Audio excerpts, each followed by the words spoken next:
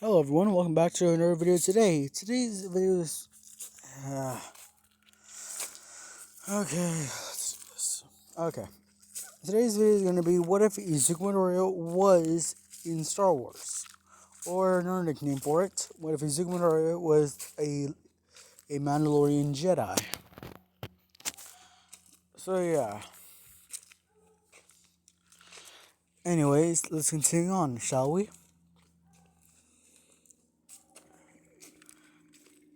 Izuku is on his way to the coordinates of a great dragon that has been spotted. So yeah, Izuku is there when he runs into a town that seems to be in rubble. Izuku stops and checks to see if there's anyone still here. Izuku finds several survivors as Izuku asks what happened here. Then they tell a story about a giant crate dragon that somehow is force sensitive. Izuku understands they don't say it's force sensitive. They just say how do I put this? It does not. It can basically mind control the sand people. So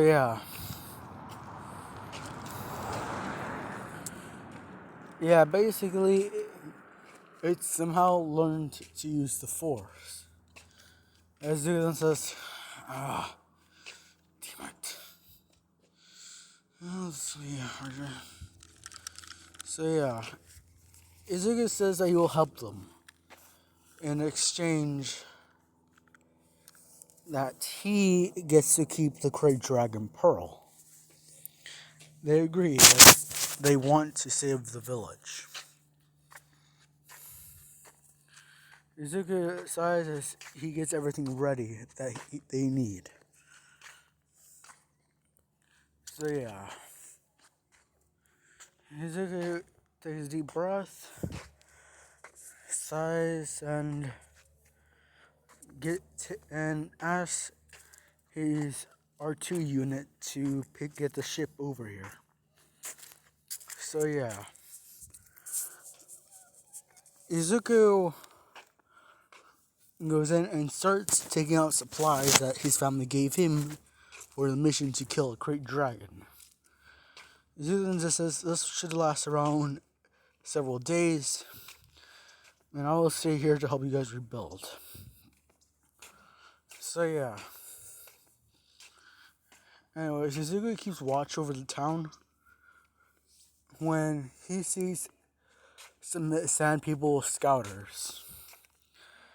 Izuku grabs his Wookiee long gun. Yes, Izuku has several weapons, including a Wookiee long gun. So yeah, Izuku puts a scope on it, and well, he puts down the scope. Never mind. Just continue on. Izuku gets a good eye on them and sees some kids running too far from two of the sand people as they don't see him. The sand people get starting closer to the children as Izuku drops the gun and grabs his Z6 ion disruptor rifle and fires it at the two sand people scouts. The kids are startled as Izuku uses his jetpack to get to them. Izuku picks them up, though being 8. So yeah, Izuku has a lot of military training. So yeah. Well, Izuku's not. So yeah, Izuku tells the adults to go get them. So yeah, the town is basically curious on how can an 8-year-old be this good. Yeah, I'm actually gonna say I'm gonna keep it at 8, since Anime logic, okay, guys? Anime logic. And what if logic? And Star Wars logic. Okay? Okay. So, yeah.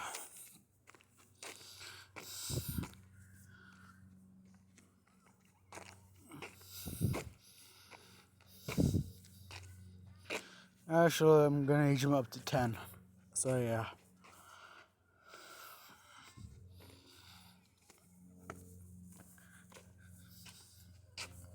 So, yeah. Let me see. So, yeah. Anyway, Suzuka's 10. I might age him up to 10. So,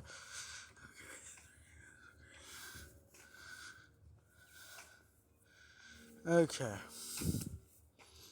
Well, so yeah, Izuku starts shooting at the sand people, and more are arriving. So yeah, Izuku sees the prize, the great dragon, and he has to lure it out.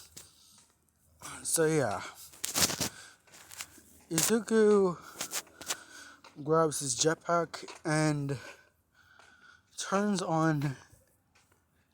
on. As he says, "Well, you did me wonders." As he uses a cord and starts spinning around as Izuku is gaining, I think it was called momentum. So yeah, I think it's called, anyways, to continue on. Izuku keeps on doing this and then releases it and blows up an entire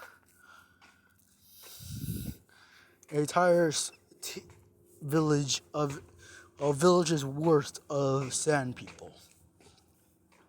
So yeah, the Great Dragon's mad, and Izuku is getting ready as he starts overloading his disruptor rifle.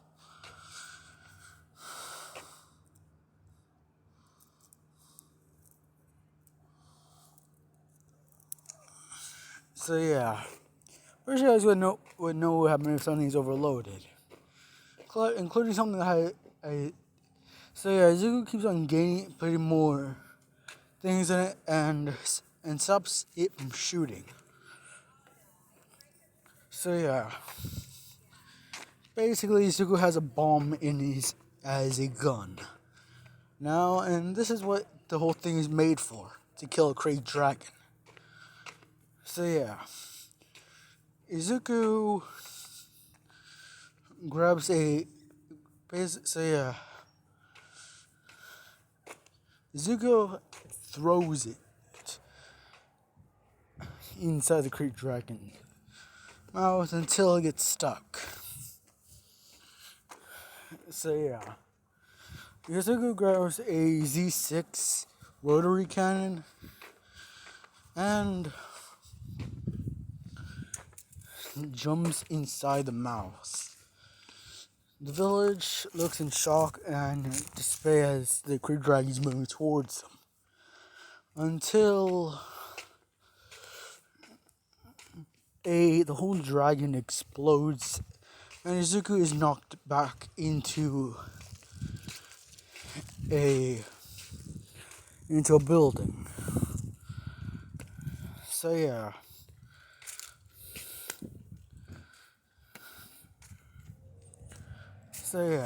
Izuku just lays down.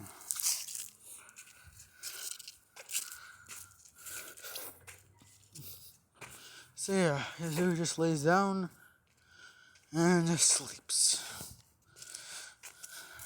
So yeah, in the morning, Izuku gets up and grabs the pearl as his prize. So yeah. So you guys wondering, oh, so this is how the Jedi Council hears about Izuku? No, not even close.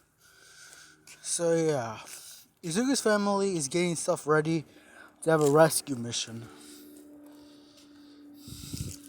So yeah, basically a few days later, Izuku's family is getting ready to have a rescue mission for some. So yeah. Anyways, Izuku continue on. Izuku keeps on getting ready. Rescue mission when they jump into hyperspace. Luckily, they jump at a time when several ships board them. So yeah,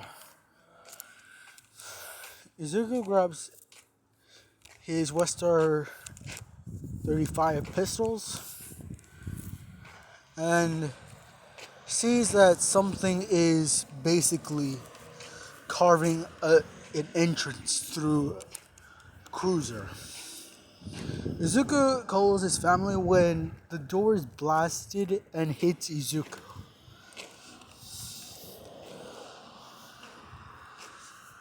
So yeah, Izuku gets a good look before fainting, and they are bearing Mandalorian armor, blue and gray. One had a cape on his shoulder. As so yeah, Izuku faints until he feels the ship getting out of hyperspace. When the force of that basically gets Izuku enough room to get out of the door, get away from the door. So yeah. Anyways, continuing on, Izuku gets up to see that the whole ship is on fire. Izuku grabs a Mandalorian helmet and puts it on. Izuku starts making his way, grabs his father's hunting helmet, and makes his way to the what is it called? So yeah, basically, you know what I'm talking about, guys. So yeah, the control room. Izuku's making his way there, and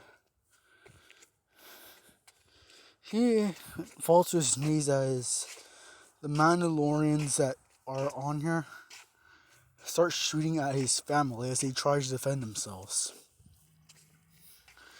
Inko sees Izuku, and something within her wakes up as Inko uses a force push and pushes Izuku out the door as it closes. Inko is then promptly shot dead as Izuku is just watching it over the camera.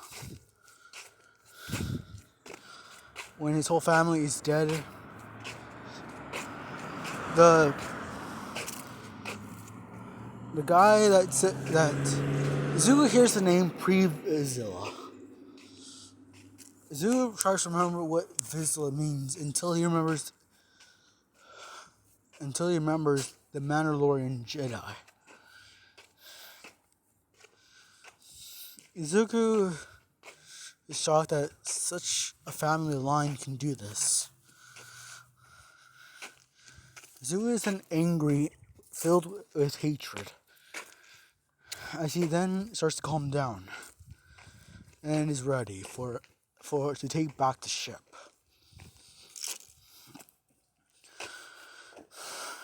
Izuku goes to the armory and grabs several weapons as he tells all the droids on board to start loading up the ship. His YV Aurora class freighter. So they do. Izuku kills one of what is known as Death Watch Mandalorians. Izuku kills him and finds his room. As Izuku starts packing up some stuff, Izuku grabs what seems to be a hilt. Izuku does not know what it does, but a Death Watch owl comes in and points a gun at Izuku when Izuku activates the weapon and slices them in half. Izuku looks at the blade and it's a red, a crimson red. Izuku puts it on his hilt as Izuku starts grabbing all the stuff and grabs the last thing he didn't get to wear yet. His family's Mandalorian armor that was passed down to him. Izuku takes off his father's helmet as he tells their main droids to gather up anything that is remaining of his family, grab their armor, and we're leaving. So yeah, Izuku grabs enough stuff and is until he's caught by Death Watch. So yeah, basically, the ship is now in Coruscant area as it's heading towards the landing facility. Death Watch gets ready to leave as well as Izuku. They leave as Izuku gets everything ready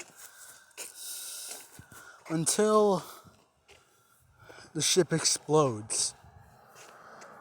And the ship, the ship explodes, sending the Aurora-class freighter away from the military airport thing. So yeah, Zu's R2 unit tries to get control of the ship, but he's unable to as Izuku's the one that usually pilots this thing. So yeah. Meanwhile, at the Jedi Temple, the Jedi are walking around as it's peaceful and calm. Nothing in sight. Peaceful. The Jedi councils are having a meeting when they hear basically something as they hear the whole temple shaking as they come out and see a Aurora-class freighter has crashed through the building. No Jedi were harmed as they seem to be floating in the air, but they don't seem to be using the Force. But then they're dropped as... So yeah, the Jedi activate their lightsabers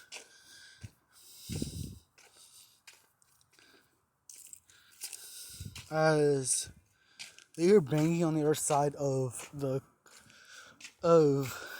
thing. So yeah, as they hear help me, trapped. The Jedi then realize it's not an attack; it was a crash landing, and they try to basically. But the metals, they try to get through it.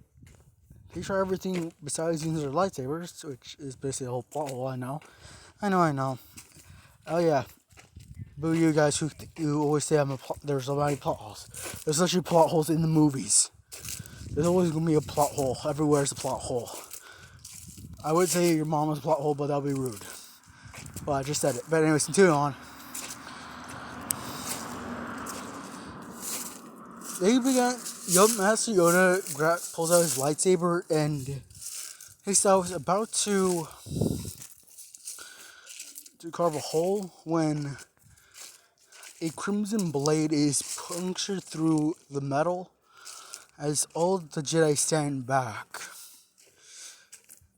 As a person starts moving the blade around, making a circle, and Kid Fisto and some other Jedi do the same. Well, so yeah.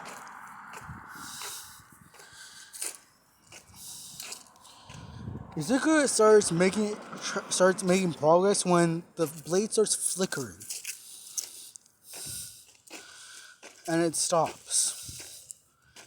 Izuku is able to get some air as all ventilation has basically been stopped when. So yeah, it's basically air, stale air in there. So yeah.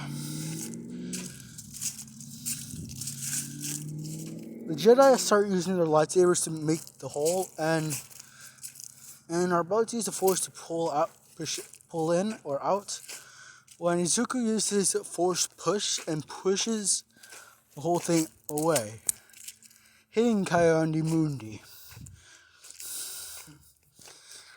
So yeah, he was promptly knocked out. So yeah, Izuku comes out holding a lightsaber as the lightsaber then turns on.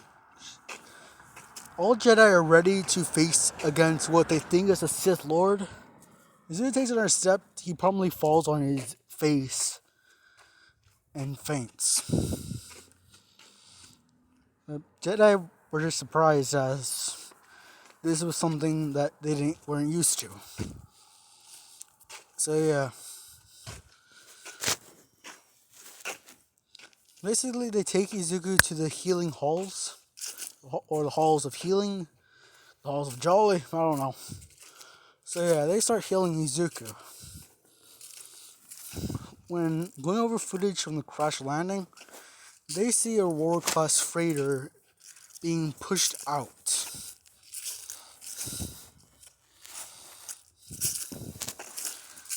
So yeah. 2 days later, Izuku wakes up as he is awakened to see all the droids he saved on the ship. But his parents aren't there. Izuku was dreaming about how he saved his parents, how he stopped Death Watch, but it was all just a fantasy. Izuku starts to cry when the Jedi Masters come in.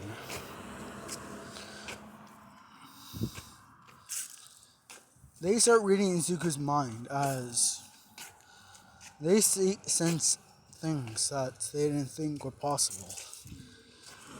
Fear, judgment, loss, hate, and anger. Yet calm, peaceful, as well as a sense of justice.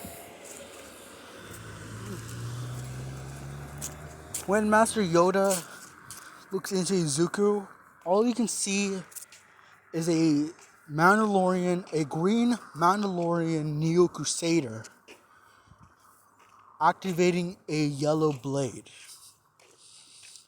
Master Yoda gets out of there as he tells the Jedi what he saw.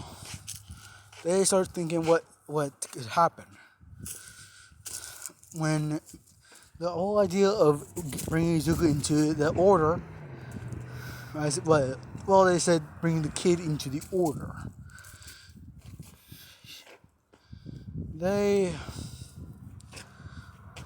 start talking about when. So yeah, they start talking about it, but Mace Windu says that that was only one-time thing. They can't do it again. Yoda says, Force sensitive he is. Strong with it he is.